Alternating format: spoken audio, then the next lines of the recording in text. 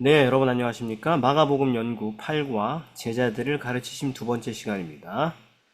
어, 열교과 토일 기억절 마가복음 10장 45절을 이다혜 성도 읽어주십시오. 인자가 온 것은 섬김을 받으러 온 것이 아니라 도리어 섬기려 하고 자기 목숨을 많은 사람의 대속물로 주려 함이니라. 감사합니다. 그러니까 제자도 두 번째 시간인데 뭐 지난번 주제하고 맥을 같이 해서 우리가 살펴볼 본문들을 한번 보자 이거죠. 네. 우리가 예수님을 끝까지 따르려면 어떤 공과를 배워야 되는가? 일요일입니다. 네. 결혼에 대한 하나님의 계획. 예. 그 마가복음 10장 1에서 12절까지 본문인데요. 그 이제 예수님이 오니까 다시 바리새인들이 와가지고 예수님께 도전을 하는데 질문한 게 이제 그거잖아요. 사람이 아내를 버리는 게 옳습니까? 이혼이죠, 이혼 문제. 네. 이혼해도 됩니까? 근데 이혼에 대한 이 바리새인들의 이 질문의 의도와 어떤 함정이 있잖아요. 그게 뭡니까? 음, 이혼을 한다라고 해도 된다. 이렇게 이야기하면, 어, 성경적이지 않고, 그렇다고 이혼을 하면 안 된다라고 이야기를 해도 또 성경적이지 않아서 이걸 이제 어떻게 예수님께서 대답을 하나, 어떤 대답을 해도 다 예수님께서 함정에 빠질 만한 그런 질문을 한 것 같아요. 저는 네. 예수님이 이미 이 말씀을 갈릴리 그 산상설교에서 마태복음 5장에 보면 말씀을 하신 적이 있는데 예. 그 말이 누구든지 음행한 이유 없이 아내를 버리면 이는 그로 가늠하게 함이요라는 그런 구절이거든요. 근데 이거를 그때 당시에 같이 들었던 유대인들이 지금 이제 그 헤롯 결혼한 문제랑 연관지어서 그러니까 곤경에 빠뜨리기 위해서 함정을 그렇게 했다고 생각하고 그리고 이 지금 이번 교과가 이미 그 제자들과 그 사람들의 백성들한테 가르쳤던 거를 한번 다시금 더 반복해서 가르치시는 중인데 어, 그런 것 같아요. 그런 의도와 함정이 있는 것 같습니다. 그러니까 약간 이다혜 성도가 얘기한 답변은 보통 이제 양자택일 이쪽으로 해도 안 되고 저쪽으로 해도 안 되는 그런 그 덫을 많이 놨었잖아요.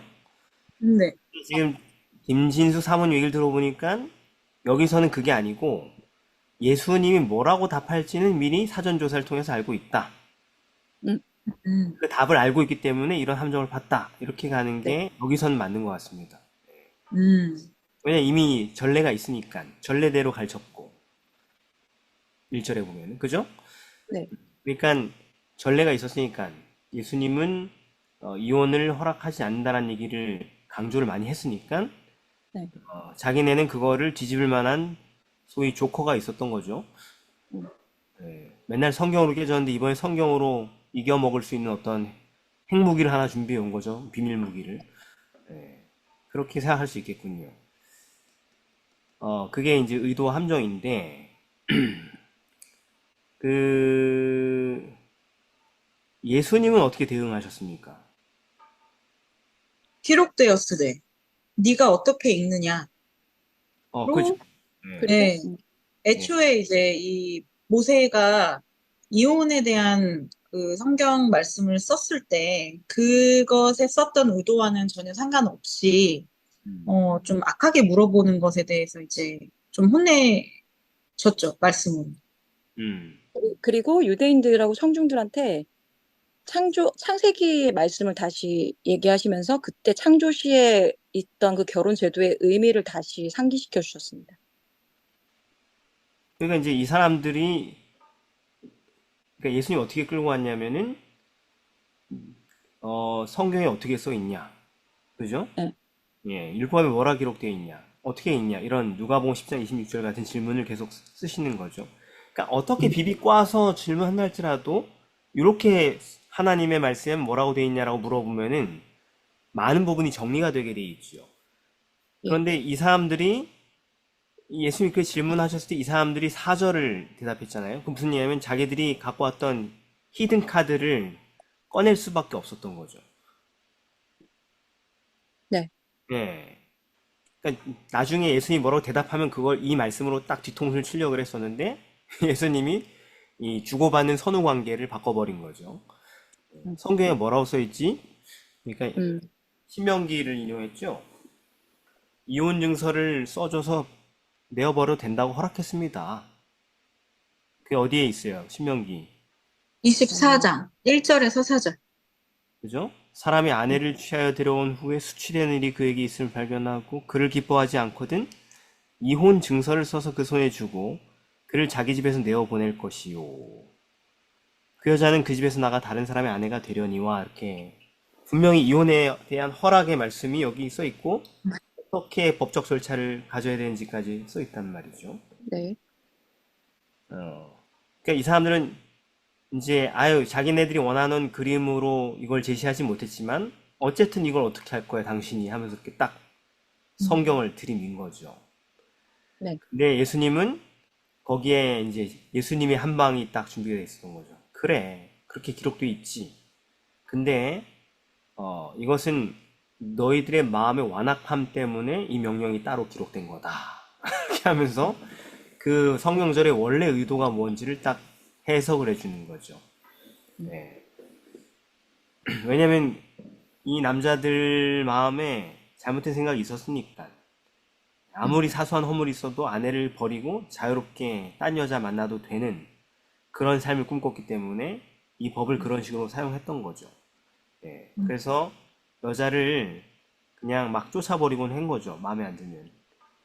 그래서 여자 이런 일을 당하면은 굉장히 어려운 상황에 빠지게 됐기 때문에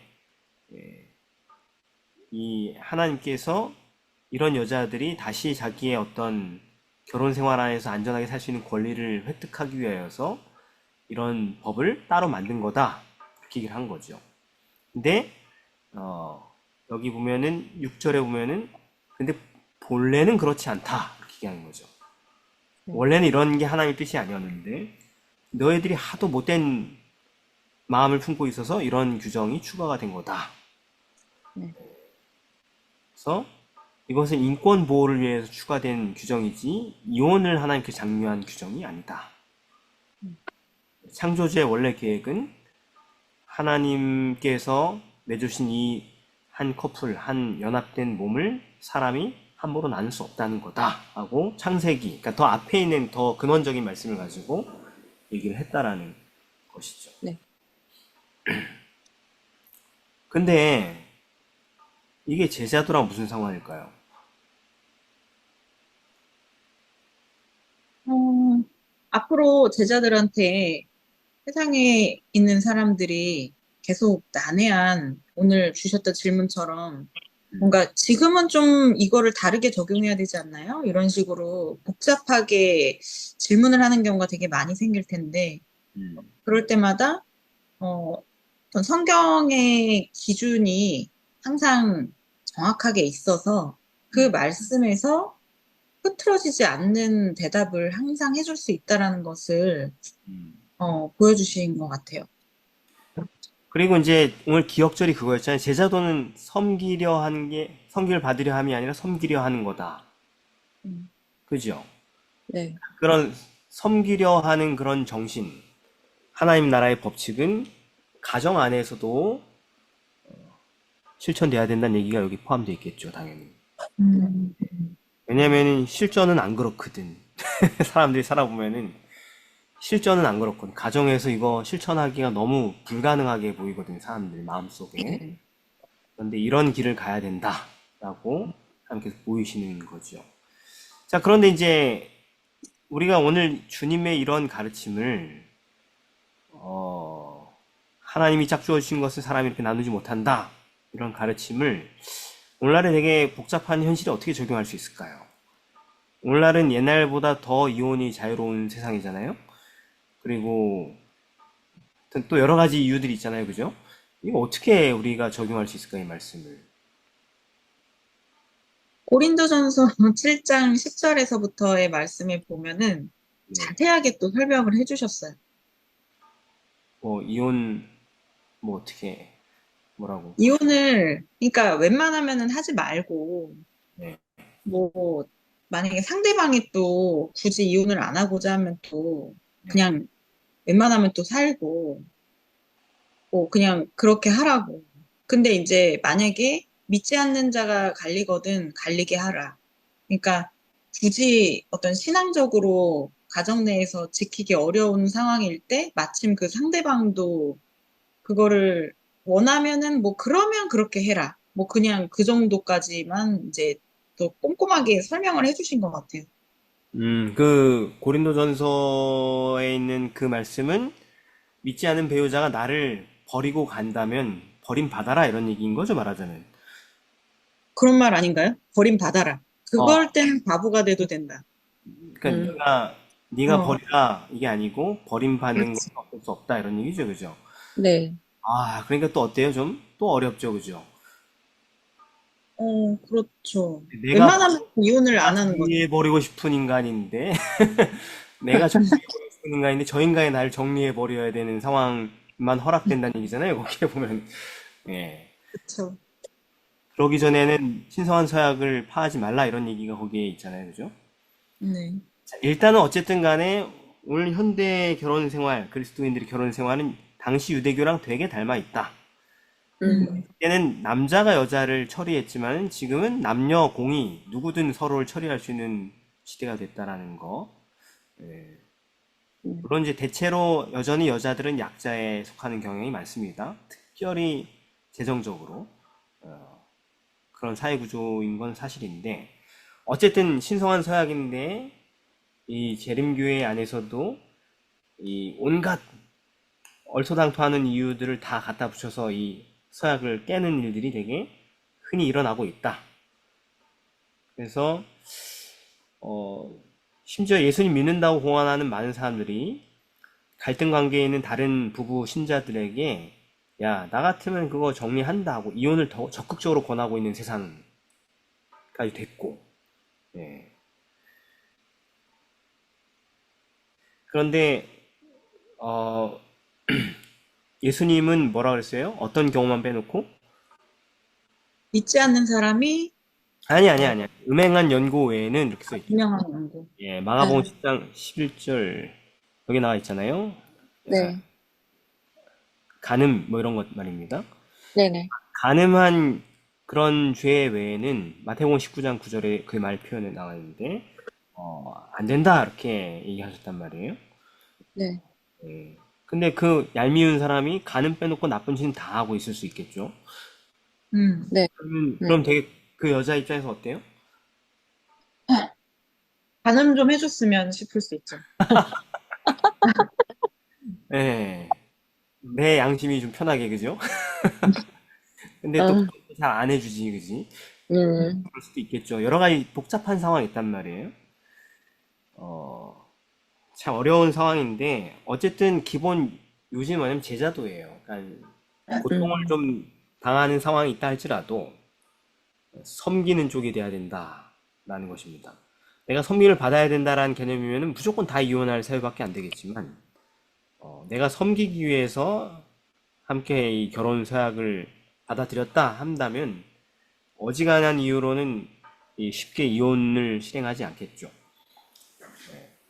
그런데 이제 중요한 거는 이 문제가 해결됐다고 할지라도 네. 남아있는 문제가 있죠. 그러면은 정말 간음이 아니면은 절대로 이혼할 수 없는가? 어떤 상황에도. 이런 아니지. 문제가 남아있겠죠? 왜냐면 이런 거 고민하는 사람 되게 많거든, 재림교회 안에도. 자, 예를 들어서 최근, 요번 주가 뭐냐면은, 매년 돌아오는 지금 이 요번 주가 뭐냐면, End It Now라는 주간이에요. 우리 교단에. 네. End It Now. 지금 그걸 멈춰. 아, 학대, 여, 폭력 방지 캠페인 같은 걸 한단 말이에요, 매년. 네. 요맘때. 그래서 올해도 하는데, 요번 안식일이 그 End It Now인데, 음, 이 재림 교회 안에서 수집된 수많은 그 사례집이 있거든요. 학대와 폭력에 대한 가정 안에. 여기 이런 얘기가 나와 있네요. 올해 소개된 것. 제인은 인기 있는 한 전도사와 결혼했고, 겉으로 보기 아름다운 가정을 꾸리고 있었다. 하지만 제인은 수년 동안 신체적, 성적, 재정적 학대에 시달렸다. 수년간 깊이 고뇌하며 기도를 씨름하던 지혜는 여러 목회자와 장로님들의 조언을 받은 후 중요한 결심을 했다. 그녀는 이 불행한 관계를 끝낼 때가 됐다고 결심했다. 이혼을 결심한 거죠. 신체적, 성적, 재정적 학대 가운데 고통당하다가, 그래서 학대와 폭력을 일삼는 남편을 떠나 자신과 자녀들의 안전을 찾기로 결심했을 때, 그러니까 아이들도 학대를 받았겠죠? 예, 그때 제인은 안실학교장을 맡고 있었다. 제인은 이혼 후 교회가 그녀는 더 이상 지도자가 될 수 없다고 판단했고 강제로 안교장 자리를 사임해야 했다. 그리고 봉사의 직무에서 멀어지고 동료 여성 교인들의 모임에서도 왕따를 당하고 여러 좋지 않은 소문에 시달리게 되었다. 이혼해서. 그 다음에 어떤 사람들은 당신이 더 많이 기도하고 금식하고 하나님께 매달렸으면 결혼 생활을 잘 유지하고 있었을 텐데 라고 말했다. 제인은 교회에서 더 큰 마음의 상처를 얻었고 결국 교회에 가지 않게 되었다. 때때로 제인은 하나님도 자신을 버린 것처럼 느꼈다. 아무도 그녀를 찾지 않았고 그녀가 학대와 폭력의 트라우마를 극복하고 살아남기 위해서 보호와 사랑의 손길이 필요하다는 것을 깨닫는 이들이 없었다. 교회 안에. 돌봐준 사람이 없었다. 그래서 교회에서 상처가 회복되긴커녕 더 악화되는 것을 견딜 수 없었던 그녀는 결국 교회를 떠났다. 이게 이제 재림교회 자료에서 나온 거거든요. 근데 이런 게 수천 수만 건인 거야. 교회 안에. 그러니까 지금 우리 주변에도 이런 일들은 계속되고 있다는 얘기인 거예요. 멀쩡한 척하고 말입니다. 이런 모습은 여러 문화권의 많은 가정폭력 피해자들이 실제로 경험하고 있는 일입니다. 이렇게 재림교회의 형편을 얘기하는 겁니다. 제인이 이혼을 해야 됐어요? 말아야 됐어요? 우리 모니터 씨 한번 얘기해 볼까요? 저요? 네. 그냥 감히 제 의견을 말씀드리자면, 저는, 네, 이혼 사유가 맞다고 생각을 하는데요. 네. 이혼, 본인의 의견을 얘기하세요. 자꾸 네. 시간 끌지 말고. 네. 아이, 저, 근데 제가 성경을 잘 알고 말씀드린 건 아닙니다만은, 성경에 이상한 사람한테 가서 학대당해 죽어라라는 글은 전 읽은 적이 없거든요. 에? 성경을 읽었었을 때, 이게 뭐 여러 가지 느껴지는 바가 있을 거 아니에요? 네. 근데 이상한 사람한테 붙잡혀서 학대당하고 죽으라는 글은 저는 읽은 적이 없었던 것 같아서. 없죠. 근데 네. 결혼은 어떻게 해야 되지? 결혼은 스스로 선택한 거잖아.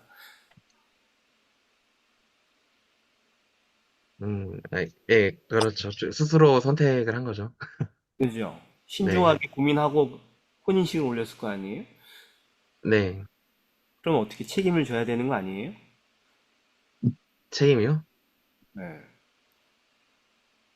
저기 보니까 이 전도사가 제인이가 네. 남편의 전도사가 간음했다는 얘기는 없어. 그래서 아마 제인이 욕먹는 것 같아, 교회에서 계속. 아, 간음 안 했는데 왜 시집을 갔냐, 이혼했는데, 이런 말이군요. 간음 안 했는데 왜 이혼했냐 이거죠. 하나님의 거룩한 말씀을 어기고. 이다혜 성도 답답한 것 같은 한마디 거들어 보셔요. 그렇다면, 만약에 정말 그런 상황이 있다 그런다면, 어, 이혼을 하지 않고 분리가 돼서 사는 거는 안 되나요? 그러면은 이혼은 안 했지만 보호는 받을 수 있잖아요. 교회에서 뭐? 정죄는 받지 않고 성경적으로 틀린 적도 없고, 그러니까 이혼을 안 했으니까 딴 남자를 안 만나면서 살고 그냥 계속 살면 되잖아요. 그건 뭐지? 별건가? 네. 어, 분리. 그게 별거가 분리란 뜻이죠. 거주를, 어, 예, 분리한다는 얘기. 별거 괜찮네요. 어, 목사님, 네, 에베소서 5장에 이런 말이 있습니다. 네. 어, 남편들아, 아내 사랑하기를 그리스도께서 교회를 사랑하시고 위하여 자신을 주심같이 하라. 그리고 이와 같이 남편들도 자기 아내 사랑하기를 제 몸과 같이 할지니 자기 아내를 사랑하는 자는 자기를 사랑하는 것이라. 그래서 그 이제 뭐 성경에서 여성들에게 자기 남편에게 복종하기를 주께 하듯 하라라고 이렇게 하긴 하지만 성경을 봤었을 때 남편 역시 그 남편은 그 여성을 뭐라고 해야 될까? 그 간단히 말하면 하나님께서 우리를 위해 목숨 버리셨듯이 사랑해야 한다라고 이제 조언을 줬다고 생각을 하거든요. 근데 이와 걸맞지 않은 남편에게 음. 복종하는 거는 좀 무리가 있지 않겠습니까? 아, 그러면 뭐 교인들 다 이제 남편한테 복종 안 해도 되겠다. 왜냐면 그런 사랑을 주는 남편도 거의 없을 테니까. 다 그쵸. 거의 이혼하는 거다. 이거 어떻게? 아이고, 목사님, 예, 제가 하고 싶은 말은 예. 하나님께서 처음에 결혼 제도를 저희에게 주셨을 때는 그 성경에서 얘기하는 그 지금 윤석 전사님이 얘기한 것처럼 그리스도와 하나님의 백성의 어떤 거룩한 연합을 위해서 그 연합 연합과도 같은 어떤 그런 의미를 가지고 있는데 이거는 마찬가지로 그 사람의 신앙이 하나님과의 어떤 그런 언약과 율법을 지키지 않은 것과 마찬가지라고 보고 에스라서에 있는 말씀처럼 만약에 그들이 하나님 앞에 범죄하고 그리고 그런 율법을 지키지 않고 언약을 지키지 않았을 땐 어, 이방 여인을 끊어버리라고 하신 그 말씀을 보고 그러니까 우리 그렇게 할 수 있지 않을까 그 관계를 끊을 수 있지 않을까 약간 싶은데요. 그러니까 물론 그 잘못 아까 말씀하셨던 것처럼 결혼을 잘못한 어떤 선택을 잘못한 것도 있지만 그렇다면 그걸 하나님 앞에 죄를 자복하고 그리고 그 이방 여인을 끊어버렸던 그들처럼 그렇게 해야 되는 거 아닌가. 그러니까 이제 성경이 정말 절대적인 의미에서 간음의 죄에는 결혼 사유에 끼어질 수 없다고 규정한 것일까? 이걸 묻는 거예요, 제가. 네. 근데 그렇지 그런데 않은 것 같은데. 안 타는 거죠. 그러니까 뭐냐고 이다혜 성도 뭐 할 말 있으면 빨리. 어, 왜냐면 예를 들어 박해를 당했던 그리스도인들 같은 경우에도 네. 박해를 통해서 어떤 다른 사람들을 전도를 하기 위해서 박해를 당하는 그런 그리스도인들도 있지만 때로는 무의미한 희생이 될 때 그 믿음을 지키기 위해서 신대륙으로 건너가고 광야로 가고 했었던 것처럼 분리되는 게 성경적으로 봤을 때 그게 그렇게 잘못되진 않지 않았어요? 성경에서 얘기할 때 남자가 여자와 서로 분리되는 건 엄청난 잘못이라고 이미 얘기했었죠, 그죠? 그죠? 그죠? 그랬잖아요. 하나님께서 짝지어준 건 사람이 나누면 안 된다 이렇게 했으니까. 그러나 이제 그런 서약도 깰 수 있는데 간음의 범죄가 그걸 깬다 그랬잖아요, 그죠? 그렇죠. 성경에. 근데 그것밖에 없는가? 그게 아닌가? 근데 그게 음, 아까 지금 인용하신 에스라서에는 그 근거가 아니다. 그것 외에도 결혼 관계가 깨지는 경우가 제시가 된 거라는 것입니다. 그 이방 여인과 결혼한 문제들, 유대인들이 음, 그거를 이제 어떻게 해요? 에스라에게 갖고 와가지고 율법대로 다시 되돌리자 해가지고 맞아. 갈라놓죠. 이혼을 강제로 국가시키죠. 그죠? 민족이.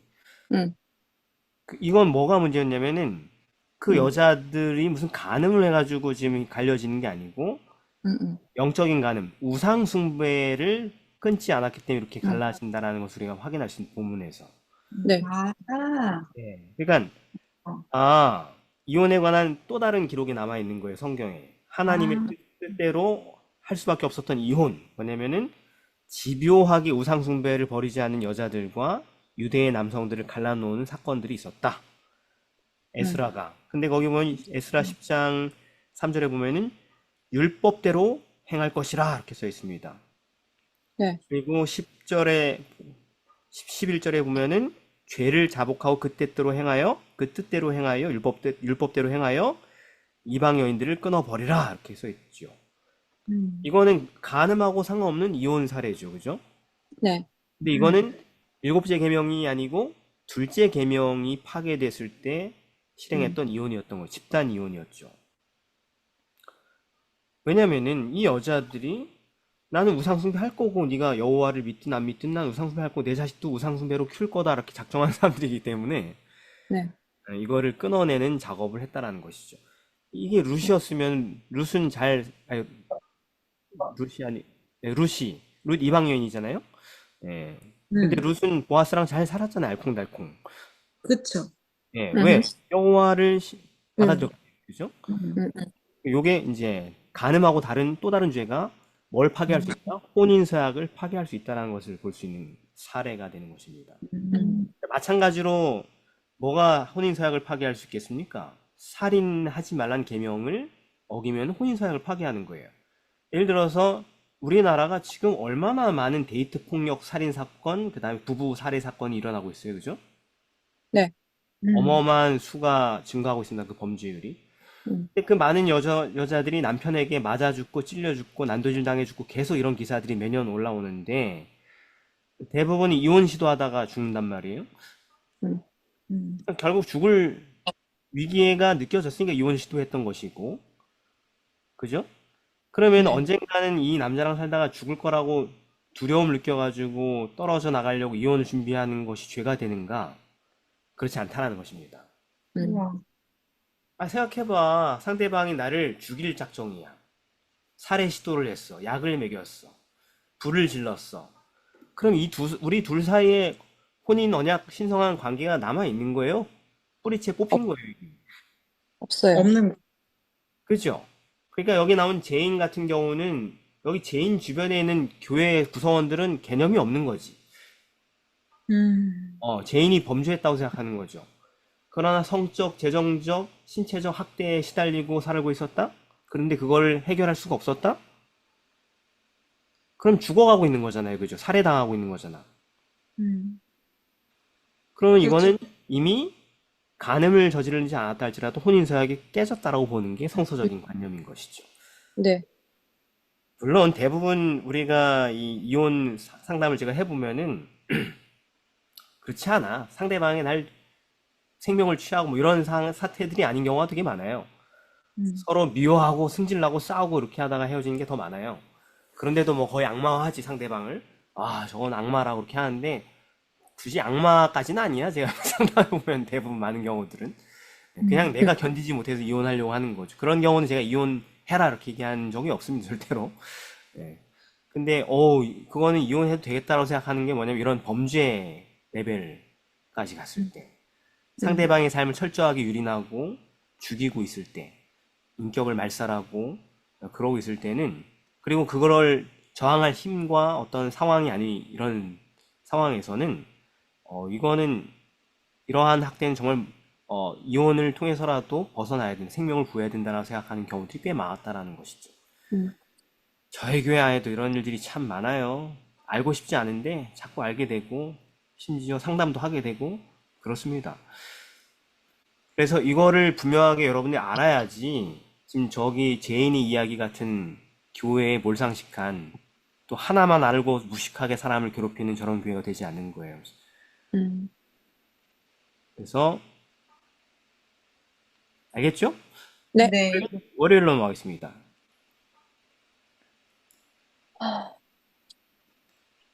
예수님과 어린이들. 자, 그 13절부터 16절까지인데요. 왜 예수님은 아이들을 데리고 온 그 어머니들, 제자들이 막 꾸짖자 그렇게까지 분노하셨을까요? 분하셨대. 분하실 일이 별로 없는 분인데 분하셨다고. 왜 그랬을까요? 뭐가 그렇게 분노의 뇌관을 건졌을까요? 예수님 화나게 하는 건 정말 힘든 일 아닙니까? 그 여러분? 아이들과 어머니가 예수님께 어떻게 이끌려서 갔을까? 예. 왜 거기 예수님 앞에 갔을까? 그거는 진짜, 그러니까 자식을 이제 양육을 해봤던 사람들은 알잖아요. 얼마나 붙들고 싶은지, 내가 아이를 얼마나 잘 기르고 싶은지, 그래서 어떤 게 이 아이들을 위해서 어떤 구원의 길일지 항상 그랬는데, 예수님의 이야기가 들려. 근데, 그리고 마찬가지로 아이들도 참 신기하게 그런 예수님의 모습에 이끌려서 그 앞에 간다는 것 자체가 바로 그들의 구원이 달려 있었기 때문에. 그래서 예수님께서는 그들의 그 소중한 구원의 기회를 라고 생각하시고 대하시는데 제자들이 그렇게 나오자 그게 분노를 하신 게 아닐까. 그렇습니다. 구원의 문제이기 때문에. 그렇죠. 영혼이, 그 정말 소중한 영혼들이 완전히 하나님께서 정말 기뻐하시는 그런 온유한 마음으로 그리스도께 나아오고 있는데 그 길을 차단한 거. 그리고 그 소중한 영혼들을 구원하려고 전전긍긍하며 애쓰면서 평생 동안 고뇌 가운데 몸부림치고 있는 어머니들의 앞길을 막은 거. 네. 짧은 생각으로 말입니다. 주님을 위한다는. 이런 번거로운 것들을 주님께서 피곤하신 분인데 신경 써야 되는가? 라고 생각하면서 그렇게 한 좋은 뜻으로 했다고 하는 그 일에 분노할 수밖에 없었던 거죠. 성경에서 그걸 뭐라 그런다? 어린 양의 진노라 그러는 거죠. 어린 양의 진노. 구원받을 영혼들을 멸망시키기 위해서 작동하는 사람들을 보면서 물에 빠진 자식을 보고 도와줄 수 있는데도 그냥 지나가는 사람들을 보면서 느끼는 부모의 분노 이런 거잖아요. 그죠? 네. 그래서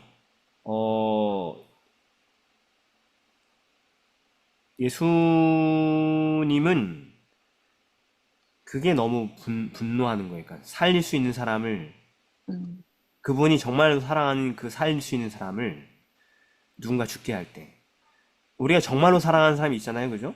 각자 다 네네. 다르겠죠? 그 사람이 죽어가고 있는데 도와줄 수 있는 사람이 옆에서 딴청 부리고 있고 방해하고 있으면 분노해요, 안 해요? 합니다. 맞아. 완전 뒤집어지죠, 그죠? 웬만하면 하죠. 네. 내가 이기적이라서 그런 거예요? 아니요? 그죠? 사랑하는 사람이 죽어가고 있는데 그거를 방치하고 못 본 척하는 사람들 보면서 분노하죠. 예. 그 누군가를 구원하려고 그러는데 그걸 막을 때, 그죠? 그래서 이렇게 귀한 영혼 구원의 기회가 분별 없는 제자들의 냉담함에 방해를 받는 것은 용납할 수 없는 일이었던 것이죠. 더 웃긴 건 뭔지 아세요? 지금 마가복음 10장이죠. 네. 네. 마가복음 9장에서 이미 얘기하셨어. 경고를 하셨어. 그러니까요. 예. 어린아이를 하나 딱 세우고 36절에 누구든지 이 아이를 이렇게 영접하면 나를 영접하는 거다. 네. 이렇게 얘기를 했어. 이 아이를 존중하면은 그건 곧 나를 존중하는 것이다. 이렇게 얘기했어요. 그는 그 말 듣고 바로 이렇게 애들을 무시하고 있어. 그리고 얘기하셨죠. 네. 이런 조그만 아이를 실족하게 하는 사람은 드럼통에 시멘트 채워서 바다에 던지는 것보다 더 끔찍한 형벌을 당해 마땅하다. 이렇게 얘기했었잖아요, 이미. 예. 1절, 2절, 3절 하면서 엄청 무섭게 혼냈잖아요, 그죠? 요한을 앞에다 두고 모든 제자를. 그렇죠. 눈이 실수해? 빼버려. 손이 실수해? 잘라버려. 발이 실수해? 찍어버려. 까지 얘기했는데도 이 짓을 하고 있는 거예요, 제자들은. 와, 스토리가 어떻게 이렇게 돼요, 그죠? 그러니까 다시 가르치시죠. 네. 분노할 수밖에 없겠죠, 그죠? 네. 자, 그럼 우리는 어떻게 이런 잘못을 저지를 수 있을까요?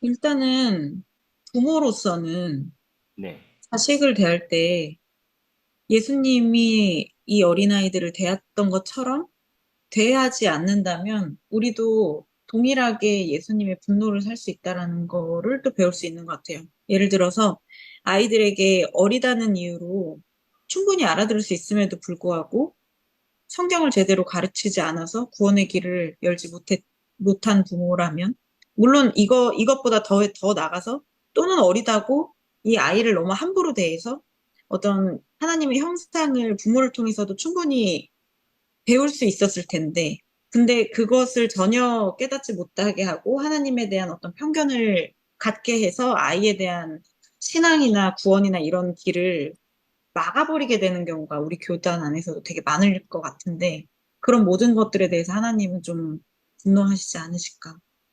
그죠? 예수님은 이런 말을 하고 계신 거죠. 너희들만 방해하자면 그 아이들은 나에게 올 것이다. 이런 얘기죠. 음, 너희들만 안 방해하면 아이들은 내게로 올 거다. 이렇게 얘기하는 거죠. 그죠? 음, 아이들이 교단 안에서 지금 심각한 문제지 않습니까? 아이들이 신앙을 떠나요. 얼마 전에 어떤 집사님은 저한테 다른 교회의 어떤 집사님이 연락을 해오셨는데, 네. 애들이 영생 굳이 필요 없다고, 그냥 여기서 잘 살다 죽으면 그걸로 족한데, 굳이 뭐 또 영원히 사냐고 이렇게 엄마한테 얘기를 했다는 거예요, 자식들이. 그래가지고 이제 멘붕이 오셔가지고 어떻게 대답을 해야 될지 몰라가지고 저한테 연락을 하셨던 분이 계셨어요. 예.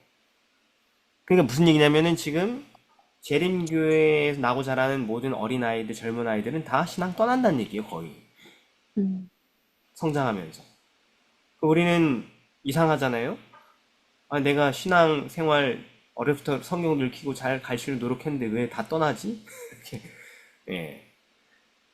그냥 우리의 품성이 회개하지 못하고 하나님의 형상을 반사하지 못하는 상태로 그대로 있는 것 자체만으로도 아이들이 예수님께 가는 것을 막는 거대한 장애물로서 스스로 존재하는 것이 된다라는 것이죠.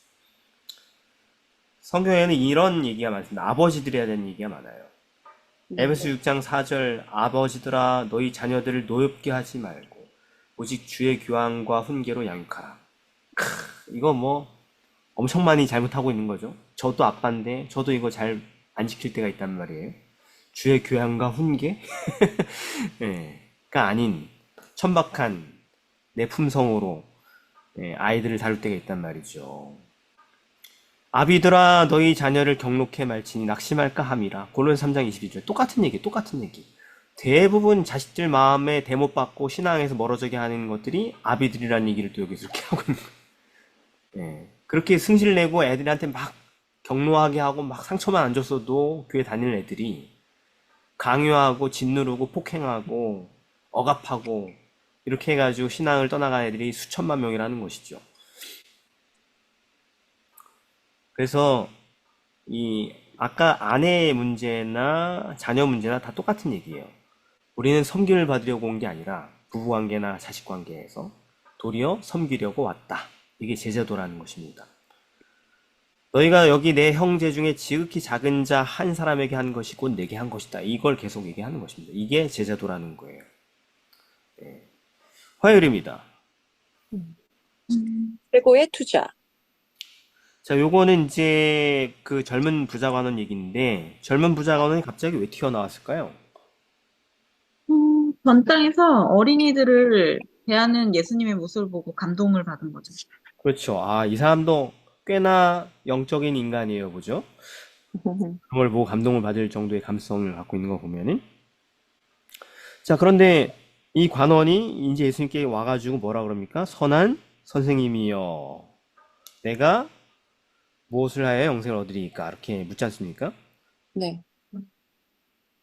왜 예수님한테 선한 선생님이라고 불렀을까요?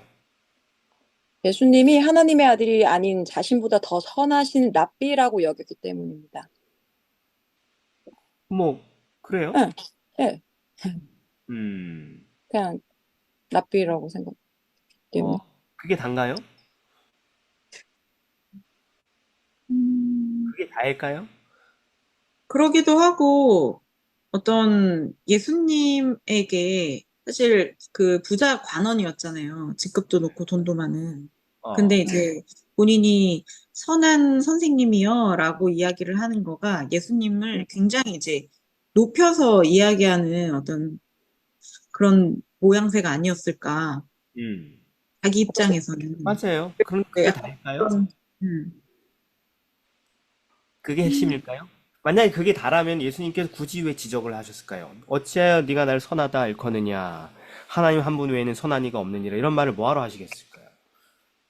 아, 예수님한테 제자가 되고 싶어서 찾아왔던 거예요. 근데, 선한 선생님이요. 이러니까. 아, 그래? 근데, 그러면 제자가 되고 싶어 찾아왔는데 왜 이런 지적을 받아야 되죠? 지적을 받는 이유? 선한 선생님이라는 말을 지적받고 있잖아요. 이제 18절에서. 음, 나도 되게 계명 잘 지키고 되게 선한데, 그래도 나보단 좀 더 선해 보여. 그런 걸 영적 그거, 자부심이 좀, 그거입니다. 그거예요. 네. 왜냐면 자기가 선하다고 생각하고 이 말을 한 겁니다. 자신도 선한 사람인데 선한 당신은 사람 선한 알아보다. 분이군요 라는 어떤 자기가 선하다는 의식에 깔려 있는 말이에요. 예를 들면 니고데모랑 똑같은 겁니다. 니고데모 예수님 처음 만났을 때 뭐 했습니까? 칭찬했죠. 음, 음, 예수님이 의로운 사람이라고, 특별한 사람이라고 칭찬했잖아요. 그죠? 그렇죠. 예수님이 그 말을 바로 이렇게 기분 나쁘게 받으셨죠? 네가 거듭나지 않으면은 안 될 걸 이렇게 하면서 너는 아직 거듭나지 못했구나. 내가 칭찬을 가는 말이 고우면 오는 말이 고와야 되는데 가는 말이 고왔는데 오는 말이 흉해. 아하. 니고데모 입장에서. 그럼 화가 나가지고 욱했잖아요. 왜 욱했어? 왜냐면은 니고데모도 자기가 의롭다고 생각했으니까. 음. 예. 이게 똑같은 패턴이에요, 지금. 네네. 예. 하나님 한 분의 선한 이가 없다. 이렇게 얘기한 건 뭐냐면은 너도 선하지 않고 내가 만약 그냥 평범한 선임 나도 선하지 않은 거다. 우리 모두 선하지 않은 거다. 만약에 내가 하나님의 아들이 아니라면 우리 모두 선하지 않은 거다. 그러니까 서로를 선하다고 말하면 안 된다라는 거예요. 왜냐면 그건 네가 스스로 선하다고 생각하는 것이니까. 음. 그래서 그 사람이 뒤에 보면 어려서부터 계명에 충실한 사람이었잖아요. 그러니까 자기가 의롭다고 여겼던 것입니다. 음. 그래서 예수님은 그 사람에게 영생의 길을 보여주기 전에 먼저 자기가 선하다고 생각하는 그 사고방식을 뽑아내려고 이 말씀을 해주신 거예요. 그런 말 하지 말자고, 우리 서로. 네. 교회에서도 그런 사람도 있어요. 우리는 서로 안 그러잖아. 와, 뭐, 윤석이는 너무 의로워. 뭐, 이렇게 서로 얘기 안 하자, 이런 얘기. 그죠? 여러분도 저한테, 의로운 목사님이야. 이런 얘기 안 하잖아요. 그죠? 안 합니다. 아유, 서로, 반대로 들어도 뭔가 뭔가 이상한데? 이상하잖아. 그죠? 왜냐면 우리 대화는 항상 뭐가 전제가 돼 있어요? 성경의 기본 개념이 전제가 죄인이다. 난 죄인입니다. 비참한 죄인이다라는 개념이 하도 뿌리 박혀 있으니까 이런 얘기 안 하잖아요. 근데 어떤 그쵸. 집단들은 이상하게 어떤 집단들 이런 개념이 없어가지고 서로를 높이느라고 정신이 없는 사람들도 있어요, 교회 안에. 아, 이 목사님 아주 훌륭한 분이야. 아유, 당신이 더 의롭지, 뭐, 이러면서 막 이런 게 대화가 아주 물흐르지 흘러가는 사람들도 있단 말이에요, 어떤 사람들은. 예. 그거 아주 예수님께서 이 땅에서 오가지 말길 원하는 예, 사상의 흐름이고 대화 패턴이라는 것이죠. 예, 그래서 이 제자의 길을 가는 사람들은 머릿속에 자신이 선하다라는 의식 자체가 들어설 그 기회가 없는 거예요, 아예 그냥. 그렇죠. 그게 제자도의 기본 개념인 것입니다. 심령이 부유한 자가 복이 있는 게 아니에요. 난 세상에 가진 건 없지만 마음은 부자지. 그런 사람은 복이 없대요. 심령이 가난한 가난한 자. 자가 복이 있다고요. 네. 간증 집회 같은 거 하면은 서로 나누라 그러면은 나는 이런 위대한 일을 오늘 해냈지. 나도 오늘 이런 위대한 일을 해냈지 하면서 서로 대화하고 있으면 되게 이상한 거라고요. 네. 난 이런 어려움을 당했지만 아주 멋지게 이렇게 선한 결실을 맺어서 뭐 이렇게 서로 자랑질하는 게 간증 집회가 아닌 거죠, 말하자면. 네. 그죠? 맞죠. 네, 그래서 맞아요. 이게 제자가 머릿속에서 뿌리 뽑아야 될 기본 잘못된 개념이다 라는 것이고요. 자, 이어서 주님께서는 영생을 얻는 방법에 대해서 대답하셨는데 어떻게 대답하셨어요? 한마디로? 계명 아, 지켜라. 하나님의 계명, 십계명의 뒤후반부를 은용하시면서 지켜라 이렇게 했죠, 그죠? 네. 그러니까 자꾸 이 타락한 교회는 믿음으로 구원받는다는 개념을 왜곡해가지고 순종이 없어도 행함이 없어도 우리는 뭐 구원받을 수 있다. 이런 개념을 자꾸 몰아가려고 그래요. 그런 뜻으로 개발한 개념이 아닌데 그게. 예. 하나님의 율법에 충성하는 것이 영생의 길이라고 예수님은 못을 박은 거예요. 네. 이게 또 제자도의 기본이라고요. 예. 그러니까 제자 삼으라는 대사명을 주실 때 뭐라고 하셨어요? 모든 족속을 제자를 삼아. 제자를 삼으면 뭘 해요? 침례를 주고 그리고 뭐 너희 행한 모든 모든 분부한 것을 가르쳐서 지키게 하라. 그게 복음 사역이잖아요. 제자도잖아요. 내가 너에게 분부한 모든 것을 가르쳐서 그것을 뭐 하게 하라? 순종하게 하는 것, 하나님의 모든 말씀에 순종하게 하도록 하라, 이게 대사명이잖아요. 예, 그러니까 그게 제자도 요약되어 있는 거죠, 대사명 안에. 그죠? 네,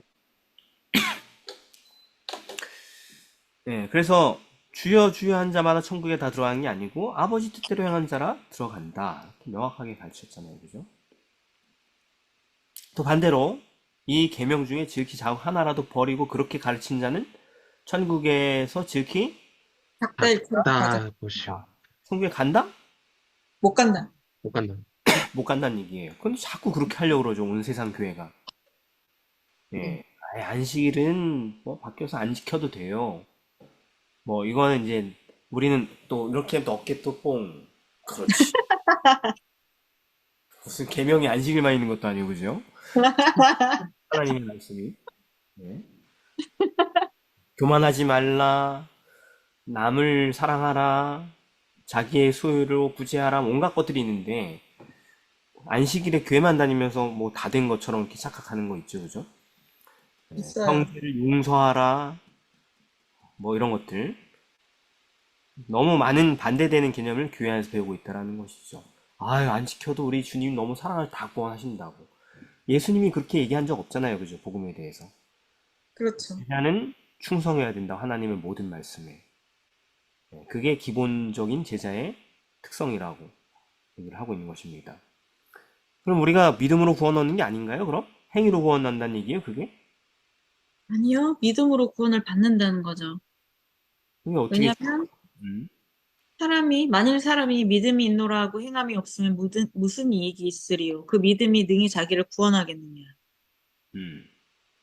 그러니까는 믿음이 있으면 행할 수 있게 된다는 거죠. 믿음으로. 그러니까 구원받는다는 말 자체를 자꾸 오해한다라는 것이죠. 신천지들하고 성경 공부를 해도 똑같은 얘기를 하고 있더라고.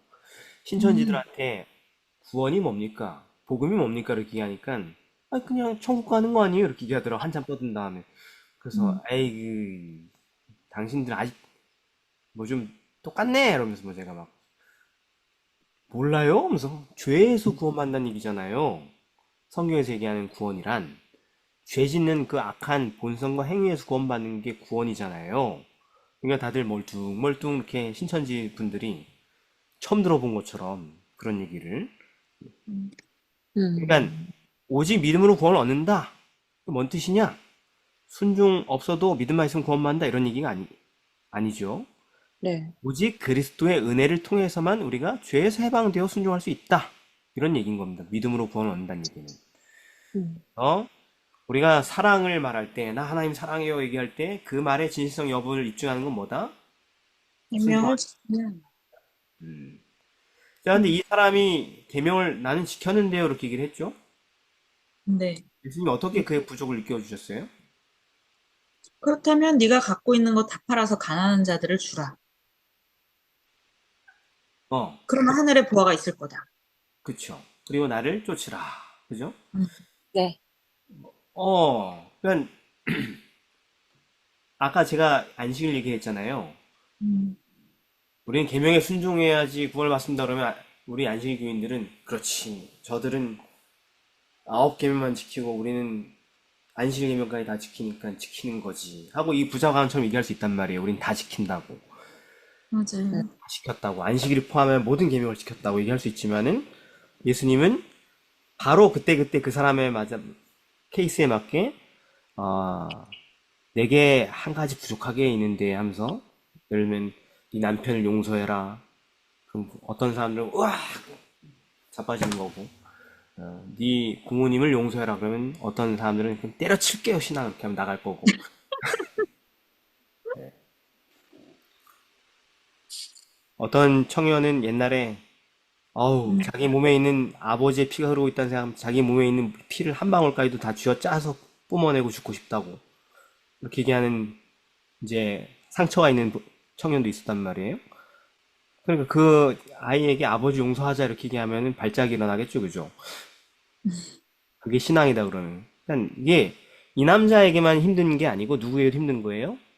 우리 모두에게 다 힘들어. 우리 모두에게 이 남자만큼 힘든 그 한 가지 부족한 것을 사실 한 1875개까지 있을 텐데 부족한 게 당장 필요한 거 하나를 느끼게 한다면 우리는 그 절망에 부딪히게 된다는 것이죠. 네.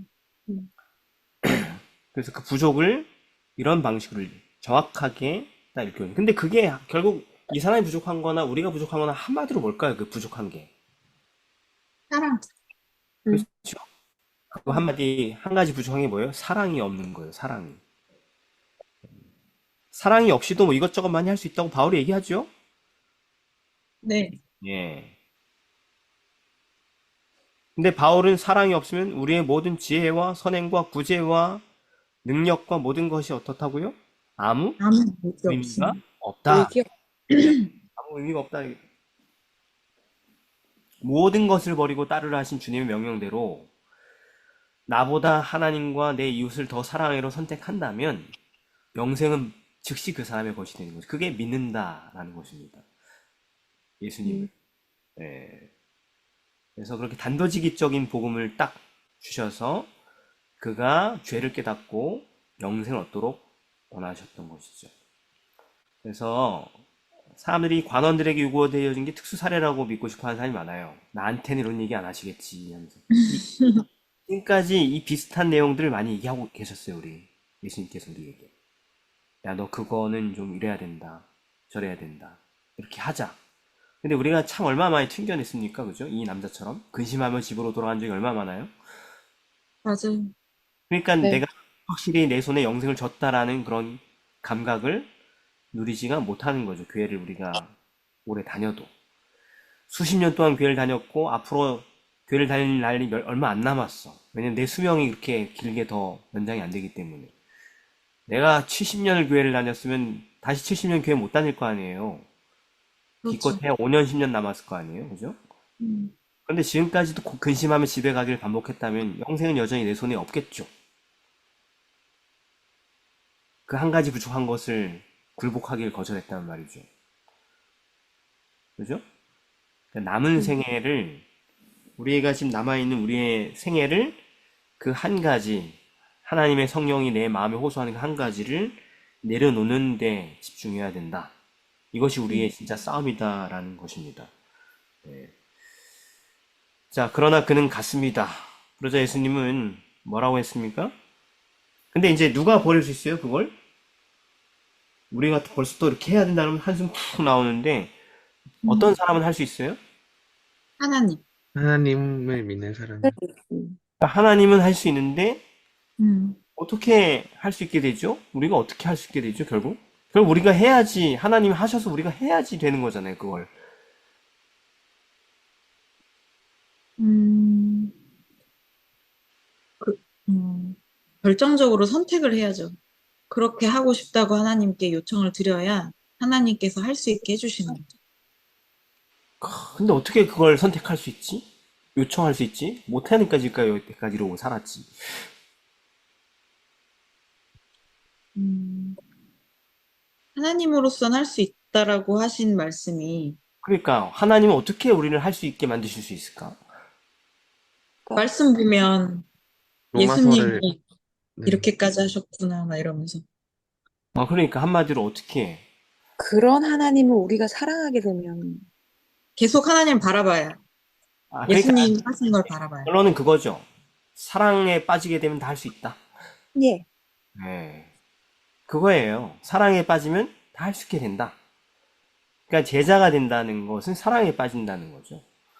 예수를 음, 믿는다는 것은 그분을 사랑하게 된다는 거죠. 그리고 사랑하게 되면은 희생이 가능하게 된다는 거죠. 네, 예. 안 사랑하니까 못 주는 거죠. 네, 맞아요. 어. 별로 안 사랑하니까 못 주는 거죠. 다들 사랑에 눈 멀어본 적 있을 거 아니에요, 평생 살면서 언젠가는. 있죠. 예. 있겠죠. 뭐 초등학교 때든 나이 먹어서든 언젠간 있겠지. 사랑에 눈이 있, 멀어 간이고 쓸리고 다 빼줄 준비가 돼 있던 때가 있지 않습니까? 있죠. 그러니까 그때 다 했잖아. 평소에 못하던 거 다 내어줄 수 있었잖아요, 그죠? 네. 사랑은 그게 가능하게 만든다는 거죠. 음, 그래서 그때는 못할 게 하나도 없다. 버리지 못할 게 하나도 없다. 음, 자, 그러면서 이제 그 사람은 갔어요. 그러니까 예수님이 부자가 천국 들어가기 쉽대요, 어렵대요? 어렵대요. 어릴 때 얼만큼 어렵대요? 낙타가 낙타가 바늘길 들어가는 거. 그러면은 이제 사람들이 놀라겠죠, 그죠? 음. 그런데 네. 놀라지 말아야 할 사람들이 놀라 자빠졌네? 누가 놀라 자빠졌습니까? 이 말을 듣고. 제자들. 제자들도. 아니, 10장 26절 읽어봅시다. 제자들이 심히 놀라 서로 말하되 그런즉 누가 구원을 얻을 수 있는가 하니. 아니, 왜 니네가 그런 얘기를 하고 있냐고. 여태 이미 구원 받아가지고 지금 살고 있는 거 아니었나? 아니, 저기, 뭐야, 여러분, 제자들이 하나님 나라에 들어가려고 모든 것을 버리고 따랐어요? 안 따랐어요? 지금까지. 따랐습니다. 모든 것을. 따랐어요. 아니, 모든 것을 버렸는데 자기네들은, 저 부자는 못 버려서 멸망한 거지만은, 자기네들은 따랐으니까 이런 예수님 말씀을 듣고 어떻게 돼요? 다시 어깨가 뽕뽕뽕 이렇게 올라가야 될 거 아니에요? 맞아. 아멘! 뭐 이렇게 해야 될 거 아니에요? 그렇죠. 예수님 말씀이 옳네? 말하면서, 그치, 맞아. 맞아. 우리는 다 버렸는데 어떻게 저 친구는 저걸 못 버려? 이렇게 가야 될 거 아니에요? 그죠? 네. 그래서 되게 막 안정감을 느껴야 될 거 아니에요? 그 설교 들으면서, 아멘. 역시 하나님은 살아계시다. 이렇게 해야 될 거 아니에요? 음. 네. 근데 왜 설교를 듣고 점점 사색이 되냐고, 이 사람들 얼굴이. 다 버리고 쫓아온 사람들. 지금 제자들한테, 그러니까 그 부자한테 시킨 게 그거잖아요. 모든 것을 버리고 나를 따라와라. 음. 제자들이 모든 것을 버리고 주님을 따라다니고 있잖아요, 지금. 그랬는데 왜 놀래 자빠지고 있냐고, 왜 이렇게 난리야, 이렇게 난리법석이에요, 설교 들으면서. 진짜 속마음이 드러난 거죠. 그러니까 진짜 정말. 네, 진짜 뭔가 버리고 다른 듯 하지만 아, 그들이 예수님이 네. 뭐, 예, 예수 배를 하나 버렸지만 사실은 배 열척을 저쪽에다 이렇게 운영하고 아니, 있거나, 그게 아니야. 아빠와 종들을 버리고 왔지만은 엄마와 종들은 저쪽에서 일하고 있고 조업하고 있고 뭐 그런 거예요? 아니요. 뭡니까? 언젠간 예수님이 그러니까 네. 언젠가 아니라 유대인의 왕이 되실 거야. 그렇게 되면 자기들이 모든 걸 버린 것 그 이상으로, 잃어버린 것 그 이상으로 더 음. 큰 걸 받을 수 있겠지라고 생각했던 그 마음이 아주 깊은 마음에 그런 마음을 품고 있었던 거죠. 아, 그러니까 다 버렸어, 제자들은. 다 버렸는데, 그건 일종의 뭐였어요? 투자였고, 네. 요 사역이 끝나서 왕이 되시면은 그때 1,000만 배로 다 돌려받을 거. 음. 그런 투자 많이 하죠, 여러분. 부자 되려고, 그죠? 그렇죠. 부자 되려고 그지 되는 사람 많잖아요, 그죠? 미래의 부자 되려고 지금 그지가 되기로 선택하는 사람 되게 많잖아요, 그죠? 가진 걸 영끌이라 그러나? 영혼까지 끌어모았다고? 그렇게 해가지고 싹 던진 다음에 언젠가는 이게 값이 올라와서 부자가 되겠지 하면서 기다리면서 망하는 사람 되게 많잖아요, 그죠? 예. 근데 이제 만약에 뭐 부동산 정책이라든가 뭐 경제 정책이 딱 나왔는데 내가 투자한 게 안 될 거란 딱 정책이 나오면 어떻게 됐어요? 망. 어, 어, 절망에 빠지겠죠, 그죠? 지금 네. 제자들이 지금 그런 상황인 거죠, 말하자면. 지금은 정말 한 푼도 남김없이 올인했는데 그 주가가 뛸 거라고 생각하고 올인한 건데 그 주가가 뛰는 것 자체가 천국에 못 들어간다. 이렇게 얘기하면은 심히 놀랄 수밖에 없겠지. 여태까지 투자한 게 있는데, 그죠? 그러니까 재물을 다 버리긴 했지만은 미래에 얻을 자산, 권력과 재물을 사모했던 그들의 속마음이 이 예수님의 설교 가운데 드러나게 된 것이죠. 그게 불안을 느꼈던 것이죠. 네. 그래서 그들이 뭐라고 부르실 수밖에 없었어요? 누가 구원을 얻을 수 있는가? 그러면 누가 구원을 얻을 수 있나? 교회 안에도 이런 말들이 많이 나옵니까? 설교를 듣다가, 야, 저러면 누가 구원을 얻을 수 있냐, 이런 얘기들. 요새는 근데 또 설교를 안 하잖아. 그런 말도 잘 안 하는 것 같긴 한데. 근데 이제 오늘 이렇게 저도 이제 가끔 한번 훑어보는데, 우리 교과 방송에 댓글들이 달리시는데 누군지 모르지만, 이제 우리 공부하시는 분들이 몇 분이 이렇게 다는 걸 봤는데 쭉 봤는데, 그 불안을 느끼는 분이 있더라고요. 보니까 댓글을 보니까. 그러니까 저희가 이렇게 공부한 내용이 되게 부담스럽고 힘든 분들 좀 있는 것 같아요. 보니까. 음, 근데 이제 그렇게 느끼는 게 정상이라고요. 음, 네, 저희가 이렇게 얘기하는 내용들이 듣는 사람들에게 그런 부담을 줬다면 그건 정상이라는 것이죠. 음, 왜냐면 그런 부담을 안 주니까. 음, 근데 예수님은 그런 부담을 제자들에게 느끼게 했죠. 야, 그런 식이면 누가 구원 얻냐? 하고 제자들이 다 부르짖었잖아요. 그죠? 네. 그러면은 우리 교과 방송이 다루는 복음도 그런 느낌을 주는 게 당연하다는 것이죠. 그래야지 정상적인 말씀 공부가 되고 있는 것이죠. 그죠? 음, 그래서 왜 그게 좋은 고민이냐면, 근데 그거를 이제 다른 방식으로 재해석해가지고 살구멍을 찾으면 안 됩니다. 그런 불안감 속에서 오직 살구멍은 단 하나밖에 없는데 그게 뭐예요? 예수님의 은혜. 예. 내 공로가 아닌 예수님의 공로만 나 같은 사람이 살아남을 수 있는 구멍이 되겠구나. 그 바늘구멍이 되겠구나. 통과할 수 있는 그런 답으로 인도하기 위해서 예수님은 제자들에게 이렇게 얘기했다는 것이죠. 이 친구들 눈빛만 굴러가는 건 봐도 예수님 속마음 다 읽으시는데, 예. 이 부자 관원이 와가지고 대화한 그 과정을 가지고 제자들이 지금 가르치고 있는 거예요. 계속 제자들 가르치고 있는 것입니다. 천국에 들어가는 제자가 되려면 어때야 되는지, 정말로 마음속에서 재물 탐심을 다 내려놓고 모든 걸 희생할 각오로 주님과 함께 동역해야 된다는 것입니다. 음. 자, 그래서 5절, 27절을 보면은 결론이 있죠. 네. 이렇게까지 인도한 예수님의 가르침의 결론이 뭐예요? 예수께서 저희를 보시며 가라사대 사람으로서는 할 수 없으되 하나님으로는 그렇지 아니하나니 하나님으로서는 다 하실 수 있느니라. 예, 누가 도대체 구원을 얻을 수 있냐라는 질문이 바로 예수님께서 의도한 반응이었고, 그 반응으로서 찾을 수 있는 유일한 길이 뭐냐면, 자기의 힘이나 재산의 노력으로 되는 게 아니고, 능력으로 되는 게 아니고, 하나님의 은혜로만 이 일이 가능하다. 그래서 시편 49편 9절, 6절, 8절에 보면은 자기의 재물을 의지하고 풍부함으로 자긍하는 자는 아무도 결코 그 형제를 구속하지 못하며 저를 위하여 하나님께 속전을 바치지도 못할 것은 저희 생명의 구속이 너무 귀하며 너무 비싸서 영영이 못할 것입니다. 누구만 할 수 있는 거예요? 하나님은 할 수 있다. 구원은 우리가 이루는 게 아니라 하나님께서 이루어 주시는 것이다. 이런 제자도의 가르침을 살아내는 것은 우리 스스로 하는 게 아니라 하나님께서 우리의 삶에 이루어 주셔야 된다는 것이죠.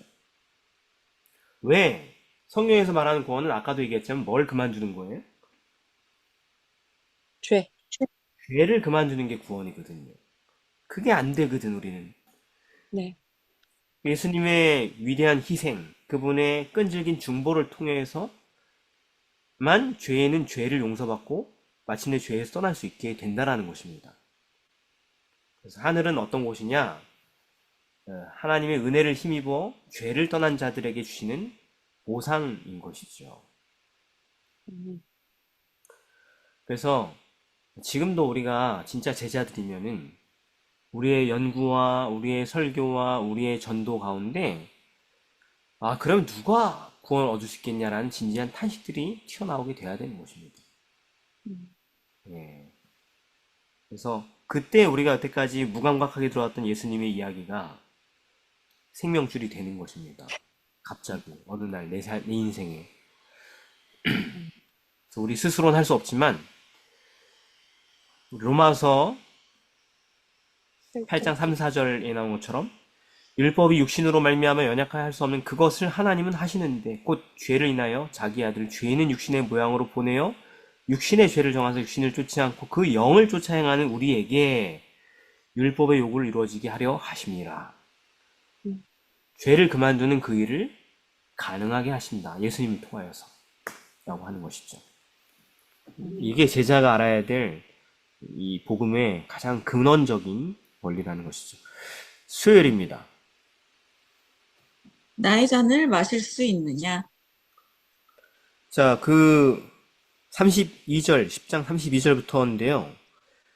이제 예루살렘으로 이제 가십니다. 십자가를 향해 가는데 예수님이 계속 얘기해 주신단 말이에요. 자신이 당할 일, 자기의 희생에 대해서. 그런데 이제 제자들은 어떻게 잘 알아듣지 못하죠, 계속, 그죠? 네. 근데 그 와중에 알아듣지 못하는 것도 대단한데, 더 큰 문제가 발생했죠. 예수님이 죽으러 간다는데 두 제자가 와가지고 음. 좌우편에 두 자리 좀 주십시오, 이렇게 요구하는 사건이 벌어집니다. 공개적으로. 네. 야, 진짜 이건 진짜, 특히 여기 누가 포함되어 있어요? 맨날 요거 더 먹는? 요한? 요한이 포함되어 있으니 이게 진짜 대박 엄청 깨질 사건이죠.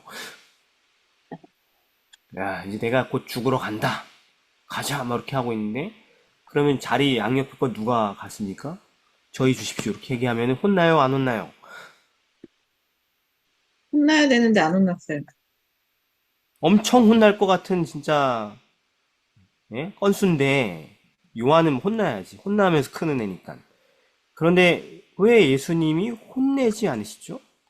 왜 분노하고 책망하지 않으시죠? 이런 제자들의 이기적인 모습에?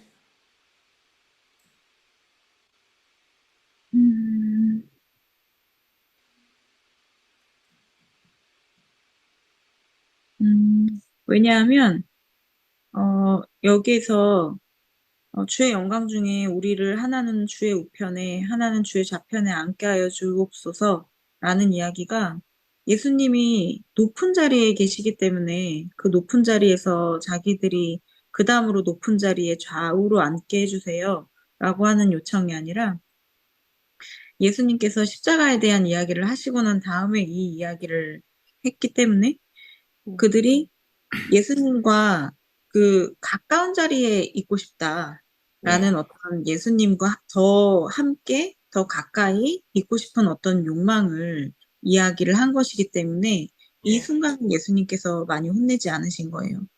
마태복음 20장 20절부터 21절에 보면은 전후 사정이 더 정확하게 나와 있는데 이 엄마가 얘네들 엄마가 와가지고 그 애들을 부추겨가지고 요구를 하게 한 거죠, 사실은. 네.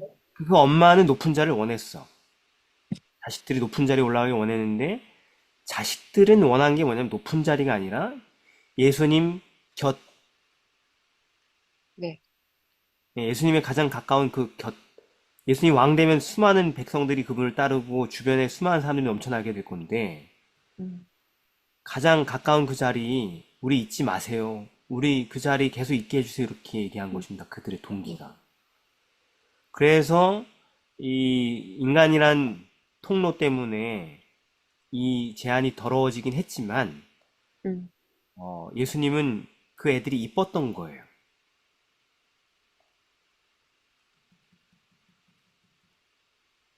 그래서 지금까지 예수님과 함께 지낸 동안 이 아이들의 마음이 변화된 것입니다.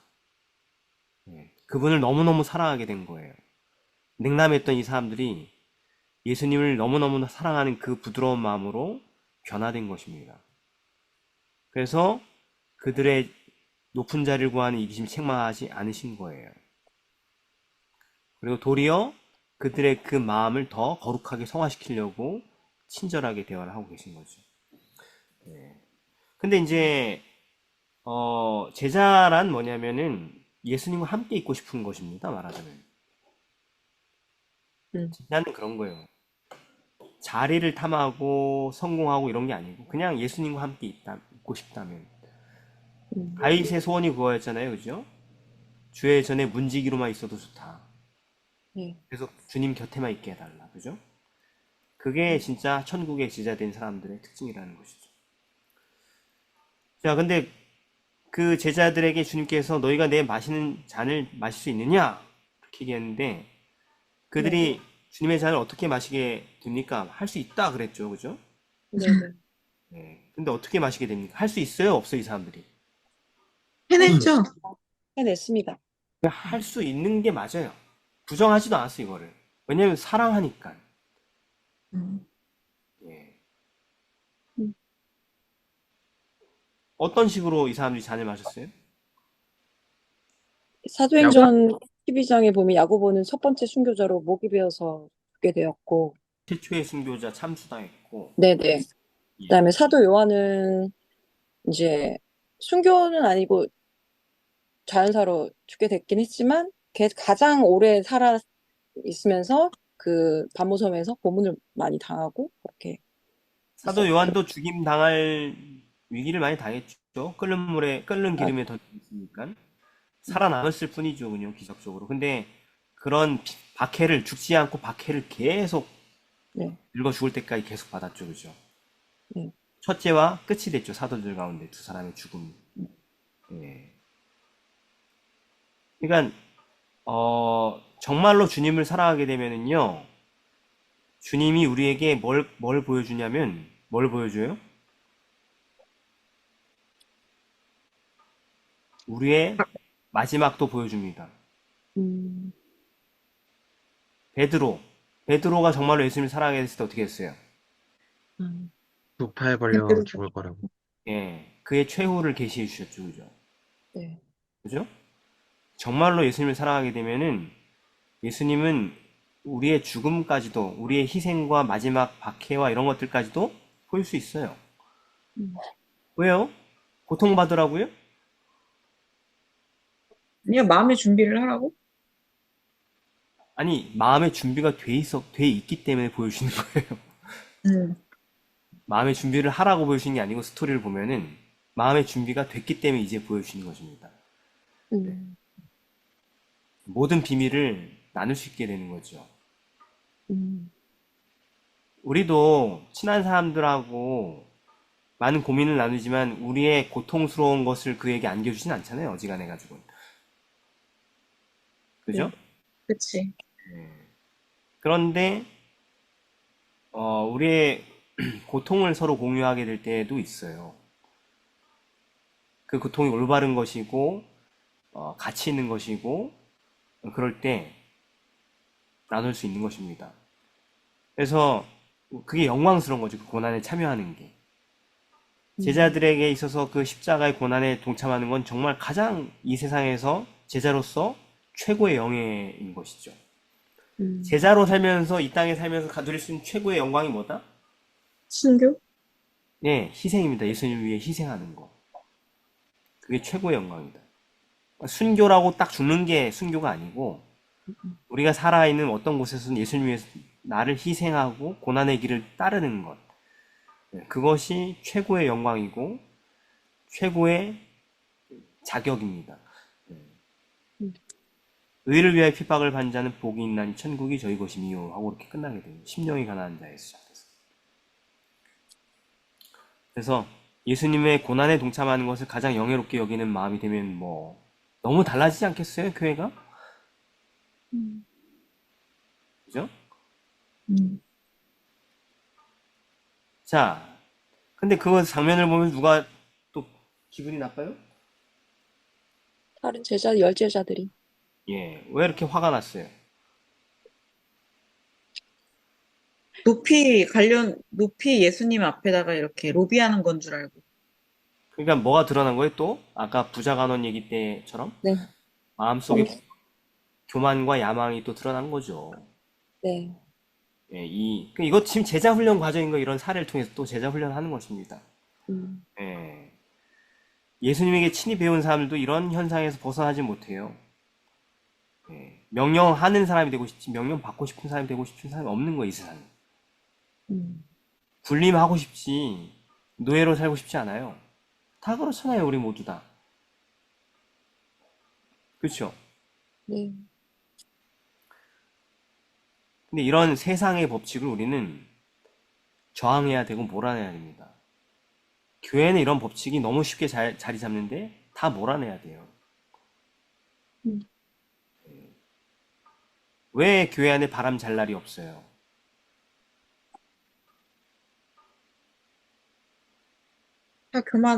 다 이기적으로 사니까. 그러니까 누구나 다 높은 아, 자리에서 차지하고 싶으니까. 음, 예. 그래서 끊임없이 이 공기순환이 일어나는 거죠. 뜨거운 바람은 위로 올라가고 찬바람 밑으로 내려오면서 계속 바람이 부는 거죠. 그죠? 네. 그래서 죄가 있는 곳에 계급투쟁이 있는 거고 거기에 증오와 불행이 뒤따르게 되는 거예요. 교회는 그러면 안 되잖아요? 네, 안 됩니다. 교회도 똑같아. 조그만 교회든 큰 교회든, 그죠? 맞아요. 계급투쟁이 있어요. 그죠? 네. 분림하려는 자들이 있고 음. 그게 당연한 것처럼 보이지만 당연한 게 아니다. 음. 그래서 우리 공동체에서 이런 현상을 물론 물려내야 되는 것이죠. 주님께서는 이런 현상에 대해서 어떻게 가르치셨습니까? 이걸 어떻게 몰아내셨어요? 무슨 말로? 너희 중에 누구든지 크고자 하는 자는 너희를 섬기는 자가 되고 너희 중에 누구든지 으뜸이 되고자 하는 자는 모든 사람의 종이 되어야 하리라. 네. 그러니까 하나님 나라는 지배하지 않으면 지배당하는 이 세상 나라하고 어떻게 다른가? 음. 네, 하나님 나라는 섬기기 위해서 높은 자리에 가는 구조다. 네. 라는 것을 설명해 주심으로 이걸 몰아내려고 하셨죠. 그래서 교회 안에서 높아지려고 막 그러면 다 같이 모여가지고 그걸 어떻게 해야 돼요? 부끄럽게 만들어야 되는 거예요. 음. 그런 사람들이 있지 못하게 해야 되는 것입니다. 그래서 권력의 확대가 아니라 지위는 섬김의 의무의 확대다. 음. 그래서 우리가 이제 군림하기를 그치고 서로를 섬기는 종으로 자신을 낮춘다. 이게 우리의 룰이다. 라는 걸 명확하게 한다면 교회에 많은 불행이 없어지겠죠. 네. 그게 바로 제자가 가는 삶의 방식이다. 저도. 자, 그분의 가르침을 제자들이 잘 이해를 못했어요. 그런 나라라는 원리를 이해를 못해요. 그러니까 어떻게 예수님께서 그걸 입증하셔요? 예수님을 예로 들었어요. 자기 자신을 예로 들었죠. 인자에 온 것은 섬김을 받으려 함이 아니요 섬기려 하고. 그러니까 딱 납득이 돼야 안 돼요. 바로 납득돼요. 왜냐면 3년 넘게 같이 살았는데 자기네가 주님을 섬긴다고 쫓아다녔지만 맨날 결과적으로 어떻게 돼요? 섬김을 받고 있어. 잠도 예수님이 맨날 제일 늦게 자고 아침에 예수님 제일 일찍 일어나고 맨날 원래 그 노예 제일 막내가 그렇게 해야 되잖아요. 그래서 제일 늦게 자고 제일 일찍 일어나고 그죠? 함께 살았는데 맨날 섬김을 받고 있는 거야. 설거지 하려고 딱 보면 벌써 설거지 다 돼 있고 막 이런 거 있잖아요. 그죠? 납득이 되는 거죠. 납득이. 여러분 세상이 이런 우리 고차원적인 복음이죠. 그죠? 우리가 연구하고 믿는 게 이거 받아들이고 이해할 수 있겠어요? 그러려면 알려주는 사람이 실제로 그런 실예가 되면은 빨리 알아들을 수 있겠죠. 그렇죠. 못 알아들어요. 이런 거 어떻게 알아들어요? 세상에 본 적 없는 것을. 이런 가르침을. 그러니까 사람들에게 그 하나님 나라의 실체를 보일 수 있는 유일한 길은 우리가 우리 스스로를 예수님처럼 본으로 내보일 수 있는 방법밖에 없어요. 근데 이게 거의 불가능 영역이니까 그냥 사람들이 에이 그러면 뭐 그냥 언젠간 되겠지 하면서 그냥 또 살아가는 거죠. 예, 언젠간 먼 훗날 죽기 전에는 모르면서 말입니다. 예, 만약 우리가 자기 유익을 구하지 아니하고 많은 사람의 유익을 구하여 저희로 구원을 얻게 하기 위해서 모든 사람에게 스스로 종이 된다면, 그죠? 세상은 하나님 나라가 무엇인지 알 수 있게 되겠죠. 그게 제자가 보여야 될 의무라는 것이죠. 마지막으로 목요일입니다. 내게 무엇을 하여 주기를 원하느냐? 자, 마지막 바디메오 이야기인데요. 10장 마지막 부분인데 이거 이제 간략하게 한번 좀 찍어봅시다. 바디메오가 소경이 여리고성 문 앞에서 길가에서 예수님을 불렀죠. 불쌍히 여겨달라고. 되게 좋은 기도잖아요, 그죠? 근데 왜 사람들이 왜 시끄럽다고 막 그랬을까요? 침묵시키려고 그렇게 애를 썼을까요? 근데 드디어 이 예수님이 제자들과 허다한 무리들과 함께 여리고에 에서 나가셨다라고 음, 하니까 어떤 자기들이 원하는 대로 어떤 군중이 만들어졌고, 예. 이런 방식으로 어떤 예수님을 높이고 섬기고 싶은데, 이 바디메오의 부르짖음이 방해가 됐던 거죠. 그렇죠. 예. 음, 무슨 얘기냐? 예수님을 믿는다, 추종한다고 하는 그 큰 무리에게 이 사람의 기도는 그저 자기들의 꿈이 실현되는 길을 방해한 소음에 불과했던 것이죠. 그렇죠? 이게 무슨 얘기냐면은 우리가 진짜 제자로 살지 않고 그냥 적당하게 모양만 제자로 예수님께 열광하면서 쫓아다니면은 우리 존재 자체가 진짜 제자가 되려고 하는 사람들의 길을 가로막는 가장 큰 장애물이 될 거라는 거예요. 이해되세요? 제가 하는 말이 무슨 말인지? 맞아요. 예. 나는 뭔지도 몰라. 난 잘하고 있어. 하나님 열심히 섬기고 있어. 근데 내 존재 자체가, 내 모든 사역 자체가 진짜 영혼들의 구원의 길을 가로막는 음, 그런 결과를 만들어낼 거라는 것이죠. 음, 음, 실제로 그래요. 영혼들이 구원받기 위해서 몸부림칠 때 그 사람들의 구원을 가장 방해하는 사람들은 이 땅에서 예수 믿는다고 공언하는 사람들이 거의 다예요. 음, 왜 그러냐? 십자가를 지는 신앙이 아니라 자기 자아 실현을 하기 위하여서 예수님을 따르고 있을 때 그러면은 무조건 내가 원치 하든 원하지 않든 사람들에게 그런 방해를 할 거라는 것이죠. 그럼 내가 가는 길을 그 사람이 막는 꼴이 되기 때문에 음. 내 자아 실현을 저 사람이 막고 있는 걸로 보이기 때문에 제거 대상이 되는 것입니다. 자, 그런데 바디메오는 굴하지 않죠? 네. 예. 결국은 포기하지 않고 부름을 받았을 때 뭘 벗고 가요? 겉옷. 이게 뭔 의미가 있을까요? 겉옷을 벗어 던지는 게 무슨 의미가 있어요? 뭔가 가장, 이 바디메오, 먼저 하세요. 아니요. 긴 얘기는 아니고 저는 그냥 가장 소중한 것도 내어 버리고 따라갈 수 있었던 게 아닌가. 왜 겉옷이 가장 소중해요? 뭔가 거지였잖아요. 거지. 그, 거지면 그 그 시절, 자, 아니에요. 먼저 하세요. 아니, 아니, 아니. 자, 김진수 사모님. 그러니까 거지한테 있어서 겉옷이라는 거를 보면 전 재산일 수도 있잖아요. 매우 되게 소중한 건데. 근데 네. 그 겉옷을 내어버리기 전에, 이제, 너를 부르신다. 그런 말씀을 듣자 겉옷을 버렸단 말이죠. 네.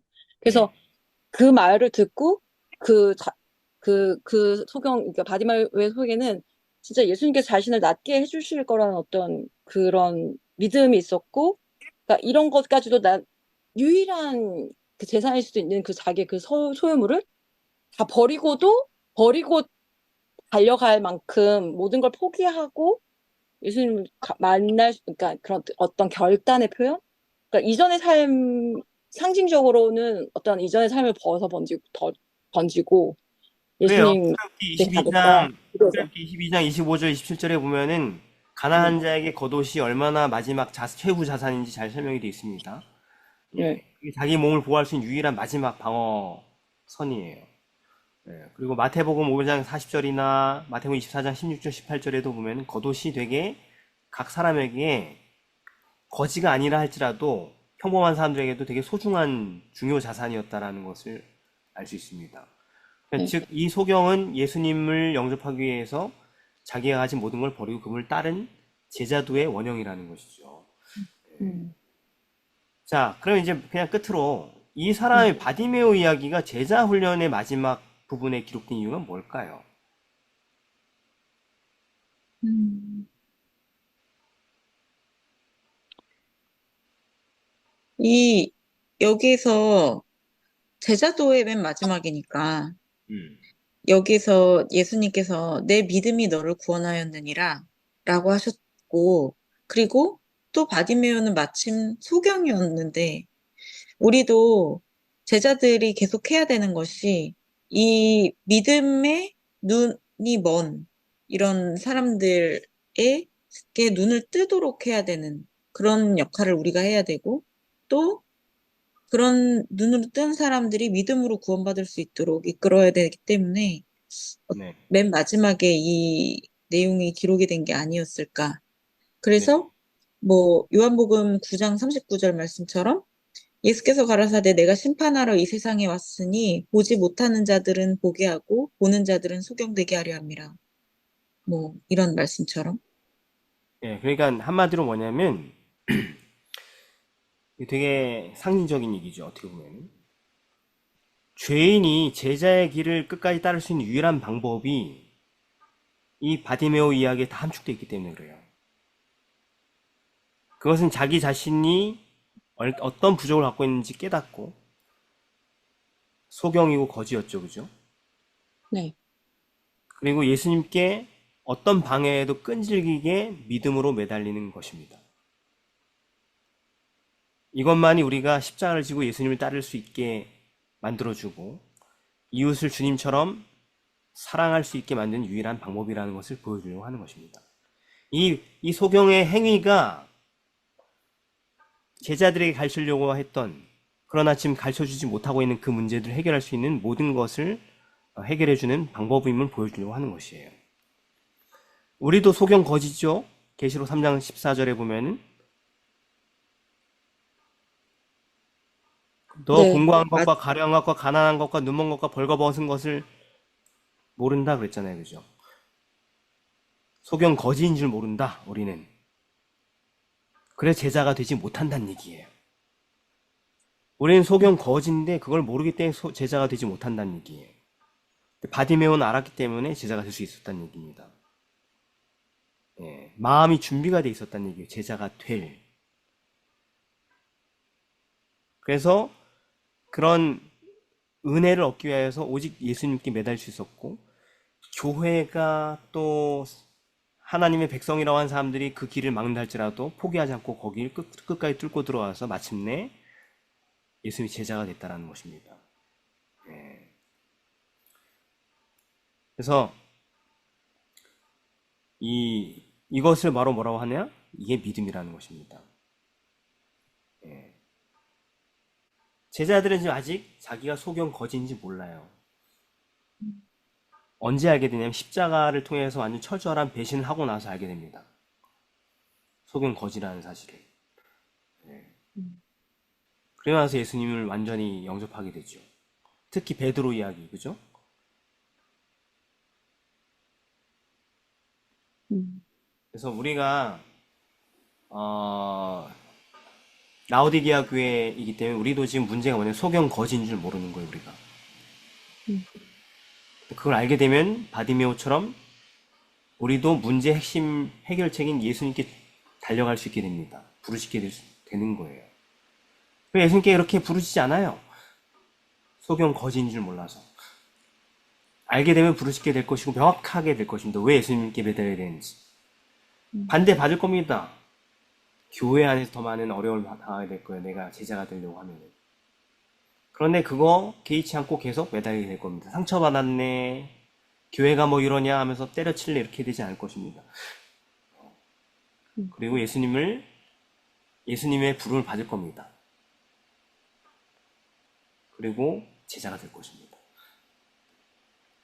자, 오늘 여기까지 했습니다. 기도하겠습니다. 사랑의 아버지 하나님, 주님은 섬김을 받으려 하면 섬기려 오셨는데 저희는 여전히 섬김을 받길 원하고 아직도 우리의 마음을 하나님께 전적으로 내어드리지 못한 것 같습니다. 우리도 바디메오처럼 우리가 얼마나 처참한 형편에 있는지 보게 하여 주옵시고 주님께 전적으로 매달려서 마침내 우리 안에 소경이 눈을 뜨는 것처럼 우리 안에 해결되지 않은 이 품성의 문제들이 기적처럼 해결되고 변화될 수 있도록 도와주옵시길 예수님의 이름으로 기도드립니다. 아멘. 아멘.